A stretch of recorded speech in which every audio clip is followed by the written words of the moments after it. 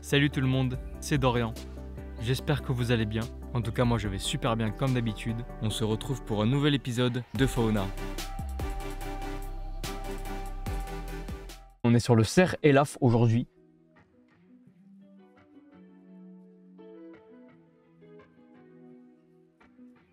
C'est une espèce qui fait partie de la faune locale d'ici, dans les forêts pas loin. Le cerf Elaf est le plus grand mammifère présent sur le territoire belge. Ils disent belge, mais il y en a aussi en France. Impossible de l'ignorer. Il est actif jour et nuit, mais les amoureux de la nature ne pourront l'observer qu'au crépuscule. Cerf Elaf en nom français et le Cervus elafus du coup en nom latin. Il fait partie de l'ordre des ongulés et de la famille des cervidés, un herbivore strict qui se nourrit du coup, j'ai mis 2 feuilles d'arbustes de baies, mais ça mange aussi un peu, ça mange des branches, ça mange un peu pas mal de choses dans les massifs forestiers. On peut les retrouver à partir de 200 mètres d'altitude, donc c'est pas énorme. Espérance de vie du coup, ça vit 15 ans. Et du coup, son statut vulnérable en Flandre, commun dans les Ardennes. Ok, donc en gros, c'est un animal qui est en général commun, on va dire. Là, encore une fois, on va élargir un peu le truc. La particularité de ces animaux, ce sont que les mâles sont tellement absorbés par leur devoir de reproduction qu'ils en oublient de manger et perdent jusqu'à 1/3 de leur poids pendant la période de rut. C'est très intéressant comme info. Alors, les mâles ont une hauteur au garrot de 1 mètre à 1 mètre 20 et femelle 1 mètre environ. La fourrure est brun rouge avec un ventre de couleur crème. En hiver, la fourrure devient gris-brun. Les mâles se reconnaissent à leur bois fortement ramifié uniquement en été. Ah oui, il faut savoir que les bois se perdent. Pendant l'automne et l'hiver, les bois se perdent et après ils reviennent en été en fait, tout simplement. Les mâles et les femelles vivent dans des groupes séparés ou dans des hardes. La harde de biches est donc constituée d'animaux femelles. Donc en gros, les hardes, c'est des petits groupes en fait. Le groupe est dirigé par l'une des biches plus âgées et son faon. Ah donc ce n'est même pas les mâles qui dirigent